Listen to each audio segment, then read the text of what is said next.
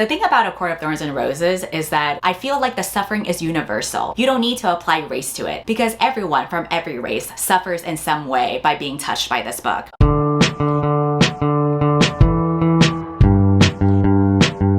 As the title proclaims, today I will be ranking every book drama that happened within the first month of the year. I was inspired by this because I saw a list that was continuously being built throughout January by Amivi. I will link to their list down below in the description so you can follow them on Twitter or on Book Talk. I think a lot of the drama has actually been happening on Book Talk and Book Twitter, but for me personally, I do not venture into Book Talk because I'm scared of those people. And Twitter in general, I just have not been really active on. I have been trying to do this very rare concept to a lot of people called touching grass. So as a result, I'm probably not going to be that knowledgeable about each of the drama that I'm going to be ranking, nor do I have any interest in diving in any further because again, I'm trying to prioritize touching grass. And if you get mad at me for being so misinformed, well, that's just another drama that we can add for next month. Personally, the most fun scandal I had seen throughout the book community was Soapdick Gate. If you're not familiar, that was pretty much like one of the first drama videos I made where there was a book box being released for fans of A Court of Thorns and Roses. And because that book is essentially about fairies with big dicks, the creator of the book box, which is themed around bookish boyfriends, also included an item that was soap in the shape of a dick. And that ruffled a lot of people's feathers because on one hand, some people question whether that's appropriate, especially since the misinformed people who don't know how sanitary it can be will end up shoving the soap up their holes. But on the other hand, that was fucking funny. Hopefully no one had to learn a hard lesson that you shouldn't shove soap up any of your holes. A much safer and better alternative would have been just simply using toys. And that's why I'm glad that the sponsor for today's video is AdamandEve.com. If you're looking for toys for you and your partner, or even just to play with yourself, Adam and Eve is a perfect place to go. I have a discount code that you can play with. You just have to type Cindy50 and then you get 50% off of one item and free shipping in the US and Canada. They've been in business for 50 years and it's actually a pretty good business to support because 20% of their profits goes to fight the spread of HIV over the world. They have 24/7 customer service, 90-day no hassle returns, and they have discreet packaging so you don't have to be embarrassed if your neighbors or coworkers see that you got a new package. So stay safe while pleasuring yourself and check out AdamandEve.com using my code Cindy50. All right, now let's look at the tier list that I created for book drama that occurred in January 2023. All of this has been sourced from the amazingly comprehensive list that Amivi created. I will link this tier list in the description as well as the original list that I sourced from. Before we start ranking them, I want to explain a little bit about the different tiers that I have created. First, at the very top tier is Now That's Iconic. This is basically any drama where I feel like any of the parties involved served cunt behavior in an iconic way. For example, Soapdick Gate would have been in the top tier list if it had occurred within this year because frankly, putting out dick molded soap and sending it to readers is iconic behavior. We're not talking about the ethics here. We're talking about whether it was iconic enough. Below that, the second tier is I'm Seated and Watching. This is drama that is still juicy and I would be interested in learning more about it. I feel like most of the drama is repetitive and boring and I don't really care, but this specific tier is something that can intrigue me enough to hear more updates and tea. The middle tier is Meh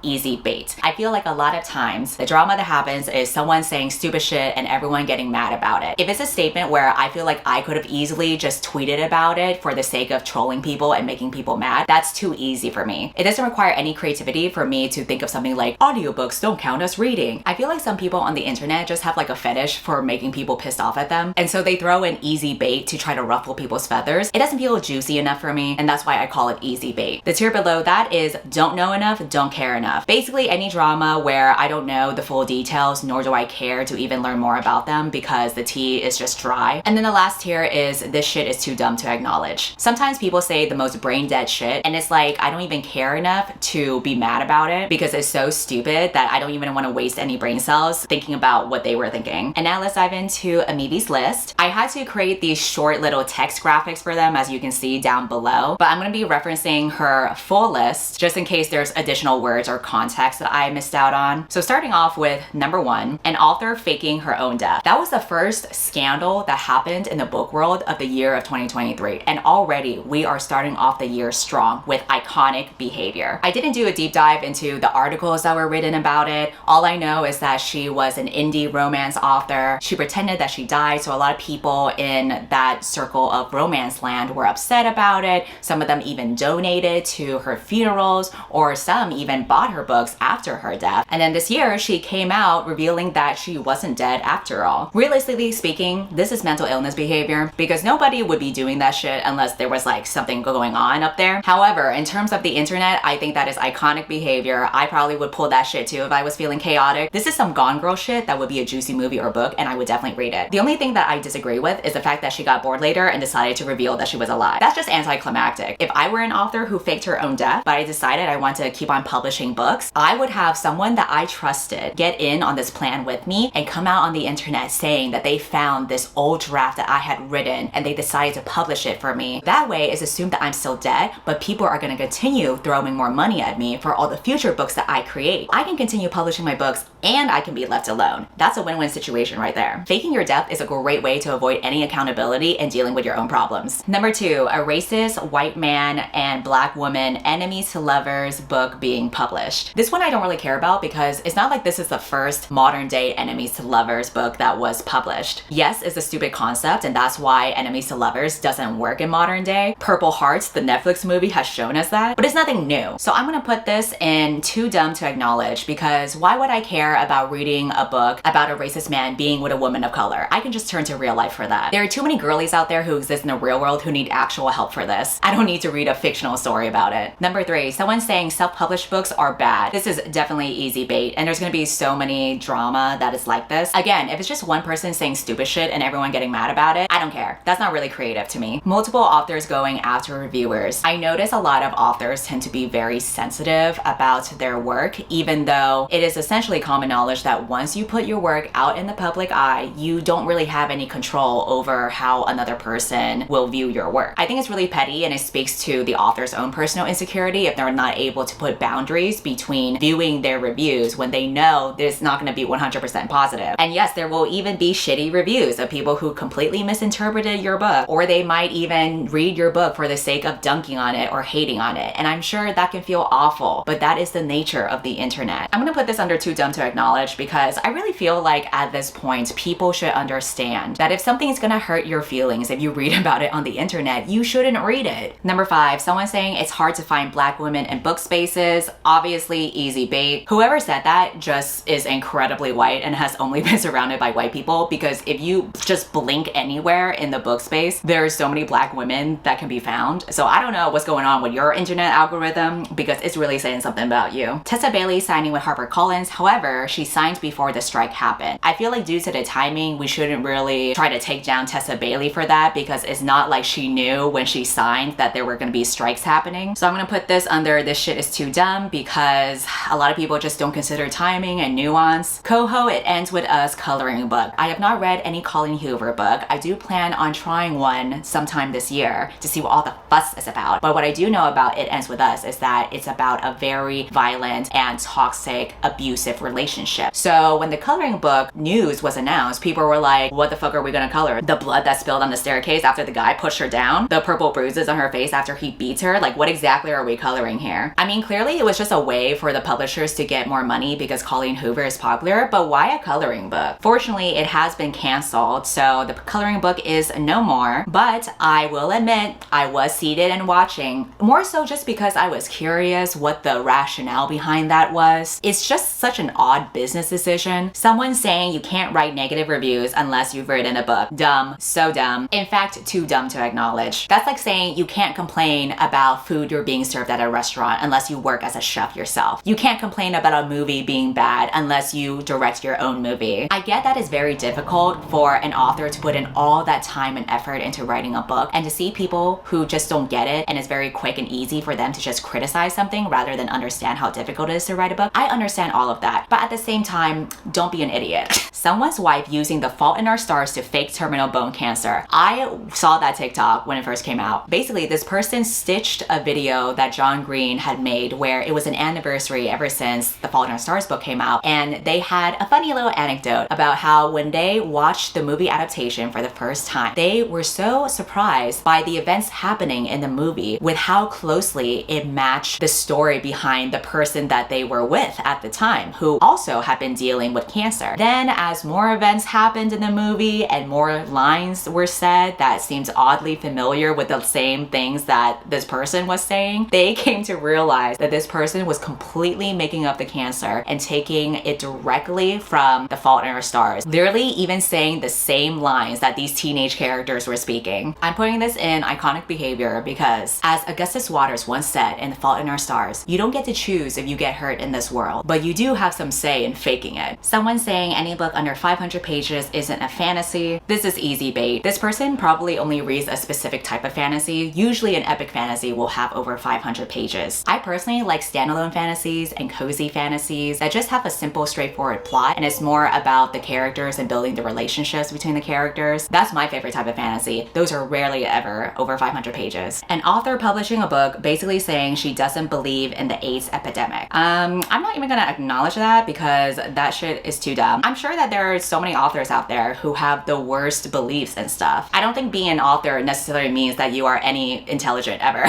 So if we were to get mad every time an author just had the worst possible take, we're not gonna have any time to ourselves. Someone saying there's barely any black romance books. Again, easy bait. That is just false. I feel like a lot of books I see by black authors tend to be romance books. The Shade Room posting that they are reading Coho. I think The Shade Room is a podcast. I don't know, nor do I care about them. Also, why is it a scandal that some podcast people are listening to Colleen Hoover? But whatever, I'm assuming that was a slow week in the book world. Another author policing reviewers and telling us that we should give every book 3 stars and above, and giving anything lower is being mean. Once again, another overly sensitive author. This shit is too dumb to acknowledge. We're not here to try to cater to authors' feelings. If you really can't handle any criticism, I don't think you should publish your book. Or you should have an app that blocks websites for you, or some kind of filter that doesn't show you any reviews that are 2 or 1 star. I think there are some extensions that are being built for that. I definitely highly recommend that these extensions need to be built more, because I really feel like it shouldn't be reviewers' responsibilities to try to make sure to not hurt the feelings of authors. Like, you are a grown adult, you can take care of yourself. People are burning Prince Harry's memoir as protest in support of the royal family. This shit is too dumb to acknowledge, and also,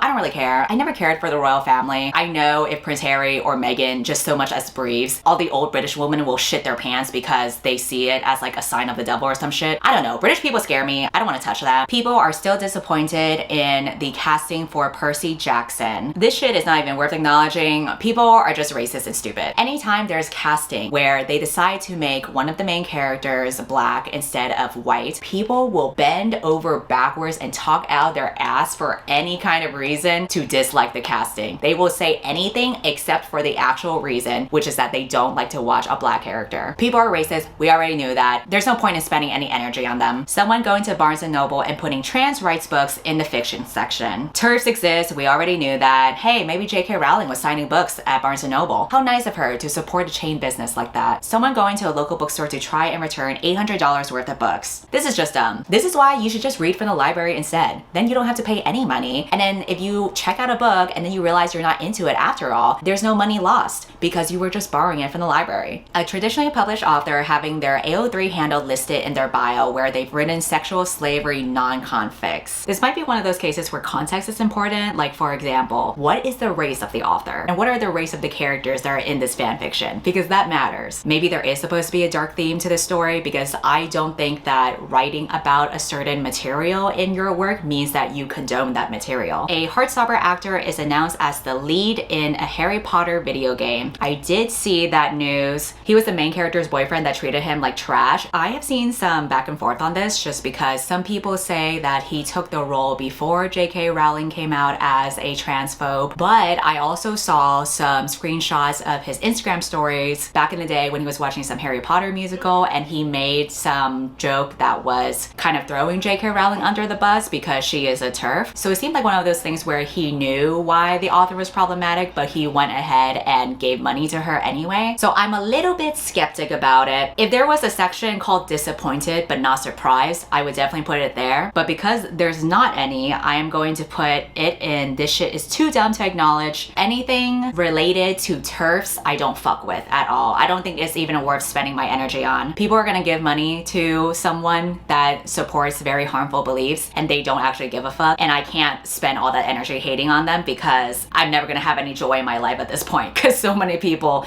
do not give a damn. Piper CJ is stalking a reviewer. I do not know who Piper CJ is, nor do I care. If there's author getting wrapped into drama, I don't fuck around with that. A white girl using a sound about promoting BIPOC books to promote white books. I have no idea what this is. Completely missed it. I'm assuming this is some foolishness happening on Book Talk. I don't know what sound would be exclusively promoting BIPOC books, but if it was reserved specifically for books written by people of color, that's some white foolishness that I will not acknowledge. A male writer saying romance books give unrealistic expectations for relationships. I did not see this go down, but based on the very short blurb in this list, I have mixed feelings about it. Do male writers often look down on a romance genre and other female writers? Yes. But I also feel like the romance book community gets very sensitive towards anything that could be misconstrued as a criticism. Saying a romance book gives unrealistic expectations doesn't mean it's necessarily a critique. I actually see a lot of romance readers say the same thing. But I think every time people see a comment that is made about romance books from someone who does not fit the usual demographic of a romance book reader, they kind of pounce on that person and assume ill intent. I made a comment one time about how this specific romance book I was reading was trash, and then all the white girlies were up in arms about it, and I was the next person to get hate crimes, even though I read romance books regularly. So I'm going to give this person the benefit of the doubt because I don't know enough about the situation, but because this is a male writer, he probably is talking out of his ass, so I also don't care enough to learn further. Using a song about black suffering for an ACOTAR edit. The thing about A Court of Thorns and Roses is that I feel like the suffering is universal. You don't need to apply race to it because everyone from every race suffers in some way by being touched by this book. For that reason, I will not be acknowledging it. Somebody compared a person burning a book publicly to being a Nazi. This is easy bait for me. I could easily tweet something like this. The quickest way to start an argument is to just compare one innocuous thing to Hitler. Cassandra Clare new adult book is oddly similar to V. Schwab, A Darker Shade of Magic. Main character has the same name. I think that's just stupid. There are lots of books that are similar to each other. If the only similarity is that the characters have the same name, that is not enough for me. The tea is lukewarm. I don't care enough about it. Now, if they were publicly in a feud and the white girlies were battling it out, then that would be tea that I would be sipping, because nothing is better than drama between two rich white people. That way, nobody gets hurt. You just see rich people duking it out. Heartstopper stands attacking Aiden Thomas and other trans authors for calling out Sebastian. I know a little bit of context about this. So this is because Sebastian, which is an actor from Heartstopper, is the lead for the Harry Potter video game, and I did see Aiden Thomas, who is a trans author, write a tweet disparaging that news because obviously it is very hurtful to see an actor who is an LGBT-friendly TV show turn around and be cast in a franchise made by a creator who is very much against transgender people. I didn't see Heartstopper stands attacking him, but that's because I don't really follow up on tweet threads. It doesn't really surprise me though. We already knew that a lot of people don't actually give a shit about transgender people, and therefore it is too dumb to acknowledge those idiots. A French book talker recommending Where the Crawdad Sings and saying the author is racist, but you have to read the book. This French girly, whoever she is just saying what a lot of people are thinking inside their heads. I do like how this list specifically has a call out that this person is French. I guess that just adds like a whole new layer of it, because yes, of course they would be French. I don't really care about it. I just think it's dumb, so I'm gonna put it on the bottom. People saying ebooks don't count as reading. Again, easy bait. I could have easily tweeted that if I used half a brain cell when I try to figure out how to piss people off. Like, if you're gonna have a bad take, at least be creative about it. The author of Red Phoenix wrote a book where the white female main character is afraid of black people because she was bullied in school by black people. If I were to try to give the benefit of the doubt, maybe it's one of those stories where the main character is supposed to be flawed and has misconceptions about the world and society around her, and maybe she'll have character development and not be a weird racist. But even if it were, I don't really care about reading a story like that because I'm kind of just done with stories about flawed white people learning how to not be racist. I think those are good stories for white readers because then they'll have something to relate to, but as a person of color, I just could not care any less. So I'm not even gonna acknowledge it. Someone saying that indie books are trash and that 99% of them can barely sell enough to pay for groceries, and the only reason the rest sell is due to non-education, unread people, and those who get a kick out of reading garbage. This is like a lot. I mean, it's obviously easy bait, but it's like a lot, and yet I still feel lukewarm about it. A white author publishing a book called Not Stolen: The Truth About European Colonialism in the New World. I think there's tons of books that have false propaganda, so I don't care enough to acknowledge it. If we were to get mad about every single conservative book that gets published, we would never have any time to read any actual good books. Another author coming online to complain about their book getting a 1-star rating. Yeah, what else to what's new. An author's feelings getting hurt must be another day that ends with Y. I get being butthurt about this stuff, but this is what group chats are for. Do you not have any friends that you can talk to about this kind of stuff? If you truly don't care what other people think about your book, you wouldn't even be searching up this shit. It is not any reader's fault that you are going out of your way to hurt your own feelings. A book talker allegedly called another book talker's husband the N-word and painted her skin brown for a cosplay. I have no words. I'm just gonna go ahead and put it under too dumb to acknowledge. This is why I don't fuck around with book talk. The people there scare me. You're talking about books and then all of a sudden you get a slur thrown at you. After 56 days, HarperCollins has finally agreed to talk with the union. I'll go ahead and put that for seated and watching because I really do hope that the workers at HarperCollins get paid fairly. In general, from what I've heard about publishing, they get paid dust in there, which is weird because when you watch the main character from After pursue a publishing career, she's partying and having sex with so many boys at the same time. I'm just so shocked that this Wattpad fanfic does not mirror reality of publishers. I think it is well within their right to be compensated fairly, go to bomb-ass parties, and be stuck in love triangles with generic-looking white men. That is the bare human right that they deserve. A white author arguing with people that she can write about the Black experience. You can obviously write about people of color and feature them in your cast of characters, but if you write about the Black experience, basically any experience that deals with trauma or the history of what these group of people have been through, that's kind of weird to write about. I mean, nobody's gonna stop you because you can't really write whatever you want. I just think you should be up for any criticism that you get for that because I think that is weirdo behavior. Of all the stories you could possibly write, why did you gravitate towards that specifically? Someone on TikTok misinterpreting The Hunger Games and saying The Hunger Games is queer coded and that it is literally about January 6th. I think when people say that something is queer coded, that could be within their right just because representation in media is so little. But to say that it was about January 6th when it literally took place years before that just does not make any sense. Someone saying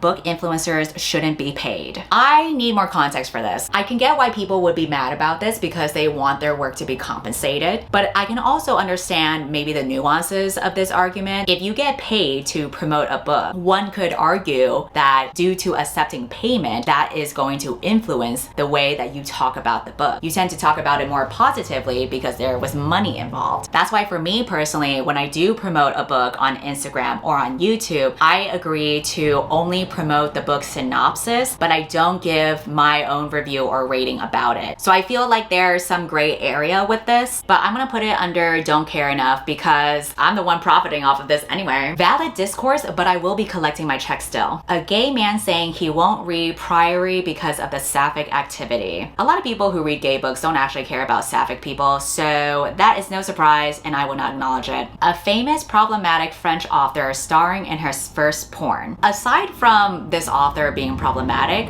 I don't see what's wrong with an author being in a porno. Is it like a new requirement now that authors should keep their clothes on at all times? And again, why did we have to mention that this person is French? I guess it makes sense because French people are sluts. So if anyone had to star in his own porno, it would be a French author. But you know what? I'm putting that under iconic behavior. I don't get how the book community can read the filthiest smut, but then all of a sudden when an author stars in their porno, they're clutching their pearls at the audacity that an author would show bare skin. How dare these people in the book community defy stereotypes by getting laid? A white book talker says we're stupid for not wanting to associate with people who willingly read books with harmful rhetoric against marginalized groups. The thing about this argument is that no one is actually stopping you from reading a book that has harmful rhetoric. But I think because you have the freedom of that choice, other people also have the freedom to not want to associate with you because of that. So I don't get why you feel like you shouldn't be restricted from reading a book, which is well within your right, but other people should still be expected to keep their relationships with you or continue to consume your content. No one really owes you anything. People can drop you for the stupidest shit. It's well within people's right to not want to associate with you, just like how it's well within your right to want to read a shitty book. Stephen King tweeting that damning a book for cultural appropriation is the same as people trying to ban textbooks that talk about racism and LGBTQ history. Stephen King always has the weirdest takes, and I don't care enough to acknowledge it. So many people want to feel oppressed so badly. Did we all somehow lose the memo that textbooks are supposed to be educational and books where you decide to have cultural appropriation is not educational and is just some weird artistic choice that you decided to make because you weren't creative enough to deal with your own writing and storytelling, so you had to take some other culture instead. And then lastly, the final scandal for the first month of the year, an author saying that if someone rates a book 3 stars and lower on Amazon, they should be required to give a review. I don't understand this logic. Clearly your feelings are already hurt by a 3-star rating. Why do you want to hurt your feelings even more by reading the actual review? Because I promise you, you're not gonna feel any better from reading it. If anything, you're gonna feel worse because some people just write the dumbest shit for reviews, me included, and it does not mean anything deeper than that. Also, reviews aren't for the author to weirdly internalize and keep as a grudge for the rest of their lives. Reviews are just for people who want to say what they thought about the book and maybe it'll help other readers. I would argue they don't even have to be helpful. I think if it's a site like Goodreads, people can write whatever the hell they want. It doesn't have to be helpful or beneficial to other people. Same thing for Amazon. Anybody can access it. Anybody can write whatever they want. I would feel differently if it was an actual newspaper column and some journalist just threw in a low rating with no explanation whatsoever. But you're talking to like the common people here. And if you're trying to find validation in some teenager living in whatever the fuck Ohio who just decided to rate your book 2 stars because they didn't like the name of a character, you're not gonna have a good time. So I'm gonna put this in Too Dumb to Acknowledge, and I hope that authors also realize that this shit is too dumb to acknowledge and it's not that deep. Also, I realize I have one last tile here. Maybe I forgot to read it on the list, but someone basically said audiobooks don't count as reading. We all know by now this is easy bait. All right, so that is the final rankings that I have for all the drama that happened in January 2023. As expected, the majority of the drama that happened is too dumb to acknowledge, and I expect any future drama that happens throughout the year will follow the same repetitive nature of people just saying dumb shit and everyone getting mad about it. So I don't think this type of video will be a regular occurrence. Honestly, I just wanted to give a shout out to the 3 iconic things that happened in the first month. The author faking her own death, a wife faking terminal cancer, and a French author starring in his first porn. So congrats to those 3 people. With all the repetitive recycled discourse that we constantly have in the book community, I'm just so glad that we finally have some good fucking food for once. So go ahead and unsubscribe from my channel and goodbye.